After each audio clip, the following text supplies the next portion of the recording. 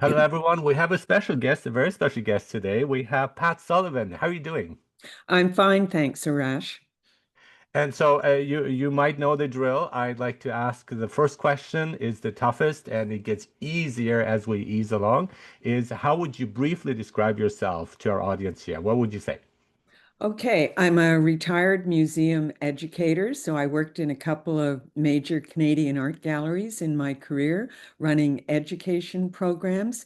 And in my retirement, I've taken up creative writing. And although I've always loved writing and I've always been a keen reader, so in a sense, this is a fulfillment of a lifelong love of books and reading and writing. And that brings us to your book. All right, awesome. In the frame. What is it about? What can we expect? What would you say to our audience here? Okay, In the Frame is a humorous take on a fictional public art gallery set in Toronto in 1998. It's a kind of a mashup of art world satire and workplace comedy. A lot of books about the art world look at either focus on heists or fakes and forgeries, which are fascinating. But I didn't want to do that, having worked in galleries and seeing all the ups and downs and mishaps that happen behind the scenes. I was more interested in a gentle expose of that. So the Toronto Art Gallery is gearing up for a big gala fundraiser to raise money for a new wing. And so this follows we follow four characters who work at the gallery, the director, two curators, and an educator. And we follow their involvement in the events of the evening and its aftermath. So yeah, and you're making the ordinary extraordinary, which is harder to do, but especially, I mean, anybody like heists would be interesting for anyone, but to make a workplace satire, I think people can also relate to that, right, in their own personal lives. And I want to look at specifically of the art gallery, and so the look behind it. There's so much to unpack here, but what would you say, for example, in terms of clashes that exist in that world? Yeah, well, one conflict among characters is the director, George, versus the chairman of the board of trustees, Victor. And Victor is very keen to lead the fundraising campaign, and he's an important donor because he is going to donate money to the campaign and also his collection of horse paintings to the gallery. But he's pushing George on another aspect too, which I won't go into. That's a bit of a spoiler. So George has a kind of love-hate relationship with Victor. He certainly has to keep him on his side, but he's often a bit irritated by Victor's behavior. So that's one conflict. Another conflict is between Amanda, the curator of contemporary art, and the director, because they're both very ambitious. The director wants the new wing built at any cost because that'll make him look good.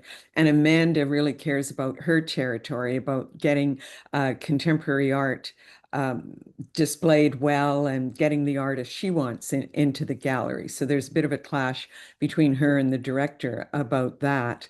And then Rachel, the educator, she's burned out. She's been at TAG, Toronto Art Gallery, its nickname is TAG, for a while, and she's very frustrated working under the acting head of her department, Jeremy. So she's actually been driven to look elsewhere for a new job. So there's a real personality clash between her and Jeremy. So I think those are all kind of identifiable workplace conflicts that might exist anywhere, but they have a particular resonance in an art gallery. I think people also might be interested to just see what goes into the work leading up to an exhibition or a big event at an art gallery. When people go to an art gallery, everything looks perfect. The works are perfectly installed. The docents give a great tour. It's all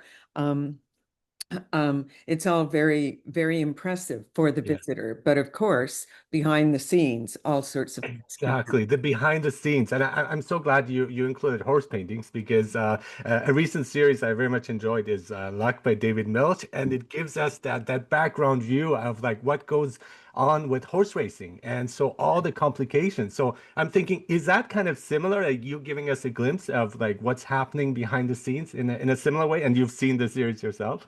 Yeah, Yeah. I really enjoyed that series.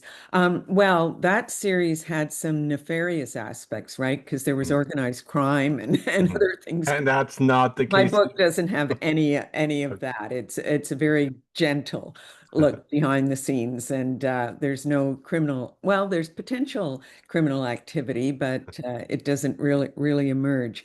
But yeah, I think people don't know. For example, I some of my minor characters in the book are the technical assistants, the people who install the work. So the average visitor may not be aware of what. I've never thought of them. That's Yeah, awesome. yeah. Right. But Yeah. they're a really important part of the gallery, and they not only have to follow the curator's wishes in how an exhibition or the permanent collection should be installed, they often have to maintain the works. If it's a contemporary work that involves technology, that involves maintenance throughout the time it's on display. So there's stuff like that I bring in.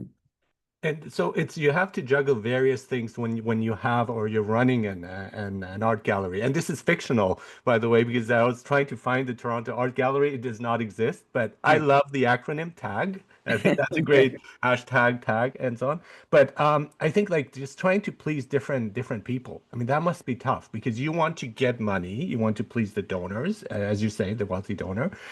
You also want to please the general public, so you want them to come. And then you also, the art lovers who are there. And that must be a very tough balancing act. You have to make compromises and di difficult decisions. Yes, excuse me, it is complex, and you're perfectly right. There's the government funders, there's the people like on the board or this kind of well-heeled patrons of Mhm. the gallery who might want to donate art or at least money. There's the membership of the gallery, Right. which Yeah. is maybe a more a less exclusive type of people. There's the staff who work at the gallery, which who are often unionized, as this gallery is. So there's union rules and regulations. And then there's the volunteers who work at the gallery.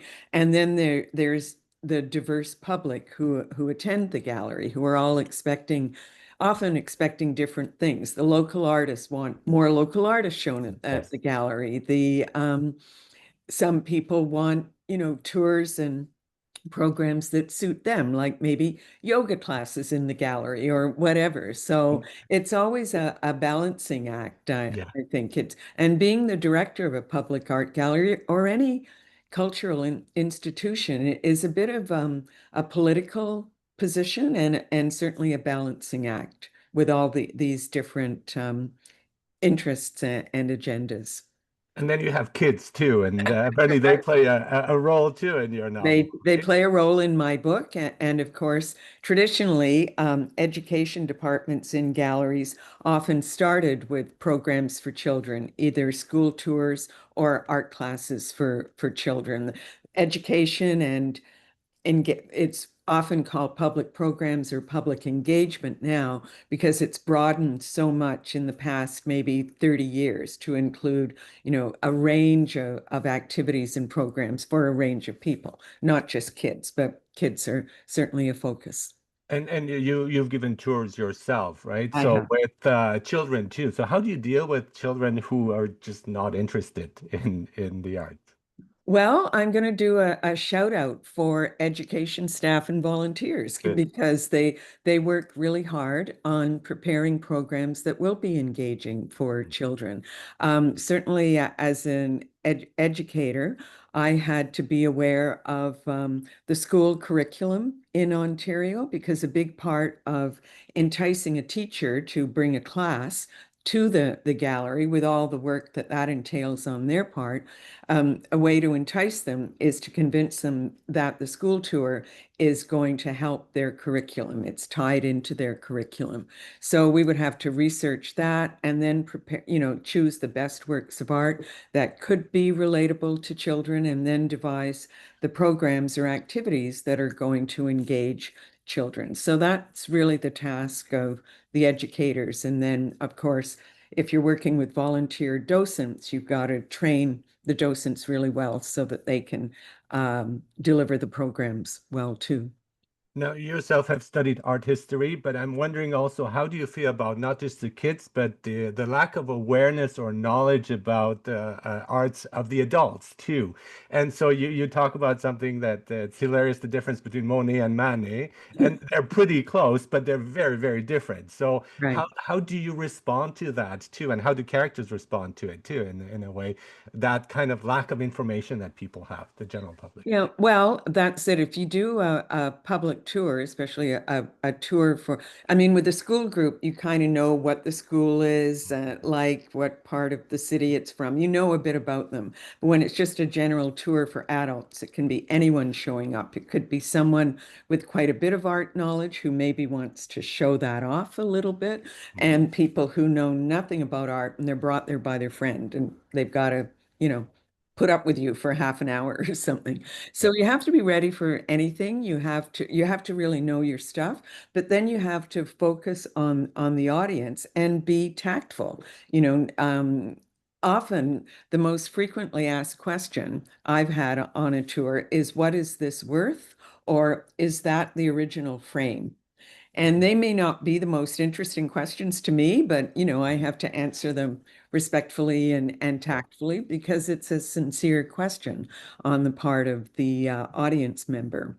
Um, so you kind of have, in terms of art knowledge, you kind of have to gauge, if you throw out some facts and see people nodding, then maybe you've got an informed audience and you can proceed on that line. And if you get blank stares, then you've got to maybe Yeah. give a bit more information so the people can situate the work of art in context and just follow you better. So it's being a good tour guide is not just learning the stuff and having the knowledge. It's knowing something about public speaking and being able to gauge your audience as well.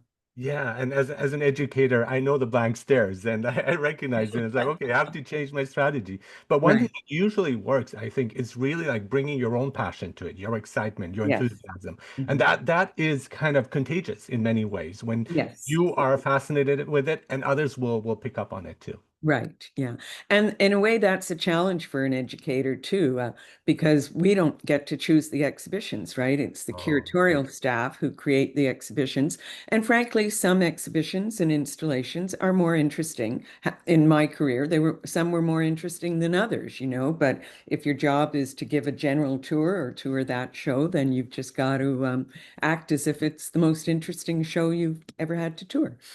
Yeah, and we have I attend a French philosophy group that has different themes, and so previously was cinema, which is something I'm very fascinated about and knowledgeable about as well. And then it turned to literature. Again, I do have knowledge in that, and now it's paintings. And Mm. so, but to my surprise, and I'm again, yes, I like it, but it's like it doesn't resonate as much with me. So I found the first part of it, frankly, a bit boring, to be honest. But then the last 15 minutes impressed me because then I realized there's so much I don't see. And that kind of, I think openness is really important, the curiosity and openness, Yeah. because we talked about the impressionists. And so he showed us the images of the faces of the people who are portrayed, especially when they're on their own. And they look like zombies. They look like they're not happy. And that was a form of criticizing the bourgeoisie at the time. So there's so much that is out there. And I think if we show people how profound it is, how deep it is in many ways, especially the main artists that are, again, we admire, then I think the appreciation will come automatically. Like for me, I never see Impressionists the same way after that talk. Right.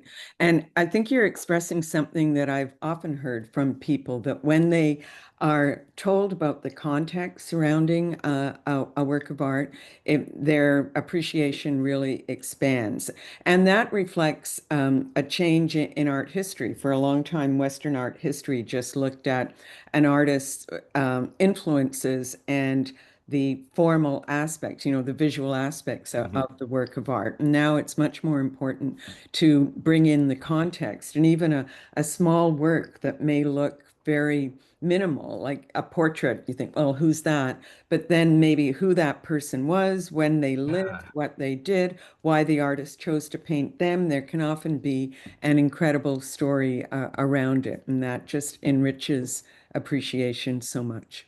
Exactly. And just a previous podcast was about chess. And I asked him about AI and whether AI will kill chess. And he said it wouldn't, because when you have a game of chess, it's not only about the game, it's about the personality behind it, the people who are playing, the things the tension that they bring, the drama that they bring to the game itself. Do you feel the same way about art, that AI will not be able to create art that resonates because it's lacking that personal human touch to it? Yeah, I think I do feel that. And I've read a little bit about how artists feel about the spread of AI. And I think they feel the same way writers do, that even though AI can do a lot of what we're doing, it will never encompass the human quality that a human artist or a human writer can bring to their work. And you are focusing on characters, so there's already that human aspect to it. Mhm. So I like the division of the different characters as chapters. And my first novel I wrote like many years ago was about this guy who had these four women who had relationships with, and each of them had their own chapter. So, but yours again follows that pattern, and that way, I think you're focusing more on the personal versus the professional dynamics too, and what each of them brings to the situation. Is that correct? Yeah, and I mean, at times I despaired of the fact that I decided to have four different points of view. At one point, I had five points of view, Oh. but an editor I was working with for a while, she asked me, "Do you really need Jeremy's point of view as well?" I mean, he sort of parallels Rachel's, and when I thought of it that way, I ditched Jeremy. He's still a character, but you only see him from others' points of view. And in a way, as a first-time novelist, it was a challenge at times to have four points of view, because to step back and think, okay, that's George. Now I'm with Arthur, and I thought I'd made it harder for myself. But the same editor was the one who suggested that maybe I should name each chapter so it's very clear. Chapter one, George, so people know where they are. Chapter two, Amanda. And like, why not? Why not make it clear for the reader? Why make the reader work harder? So I think that helped so that people can follow very well. And I haven't all the feedback I've had from people who've read the novel. Nobody said that they were confused by the characters or Mhm. didn't know where they were, whatever. So that's good. And that's the beauty of writing, especially like fiction, because you kind of the characters grow on you, and Yes. you're more knowledgeable about them, but also you care about them, and Hmm. you feel that connection too with each of the different characters that you're creating. Hmm. Yeah. And I did a character profile for Mhm. each character. So I wrote about, their childhood, their education, their family background, and that, and very little of which comes into the novel. But as every writing class will tell you, the author needs to know all that, whether you use it or not. It's the background that you need to have to feel very secure and to know your characters. And doing that is a good exercise, because then it helps you to just have an intuitive understanding of what they're going to say or do next. Especially if you have various characters, right? To make Yeah, sure that you yeah, are consistent with that. So right. that is very Yeah. useful. And so why in the frame? So the title itself, why did you choose that? Yeah, an earlier version of the book was called The Opening because it was focused on an exhibition opening. And when I had to change the plot to focus on this gala fundraiser, I knew I needed a new title.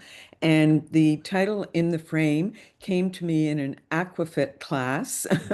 And as Of soon all as it places. Yeah. yeah, as soon as it happened, I knew it was perfect, and for a number of reasons. First of all, it's set in an art gallery, and art gallery is full of frames. Some of the characters are trying to blame other characters for things that go wrong, so they're trying to frame them. Another character is in the frame for a new job. That's an expression when you're applying and might be considered for a new job, so that works for her. And then part of uh, a work of art that plays a role in the story of the novel is a contemporary work that uses cameras and projector. So, of course, cameras have a frame too. So, in all sorts of ways, In the Frame just seemed the perfect title. Yeah, that's awesome. And so, and I love puns, so I think that's great. And also like the 15 minutes of fame, now that's fame, but also you are the spotlight is on you, perhaps, Yeah. on the different people, on the different characters. I think there's Yeah. that pressure, right? To have to perform in front of others. But this has been something that you've been working on for a long time. So I'm really curious about the motivation of writing this novel. What was the motivation for you? Yeah, it started in the late 90s when I started to feel a bit fed up and plateaued with my job at the Art Gallery of Ontario, and also I felt the gallery was going through a lot of upheaval at that time, and I did start to think, oh, that would make a good book. That could be in a book. I started to make random notes, and in the 2000s, I had moved to work at another gallery, and I just started, I guess yeah, I had started writing out some of my frustration, just coming home and writing what happened that day with no particular idea of where this would go, but I needed to do it. And I just kept up that habit. And around in 2009, I attended a writing workshop at Hollyhock Retreat on Cortez Island, and that's when I started writing. That I actually started writing a novel. I wrote the first sentence and kept going. And that was the opening. And then in 2019, I was doing a mentorship with the Vancouver Manuscript Intensive. And at that point, my mentor said that I had to rethink my novel. I had too many characters and not enough drama. So I did rethink it from the ground up and came up with a new plot and started writing that. So from March 2019 to last year, last year, so that's about 5, 6 years, I was writing the novel that's come out In the Frame.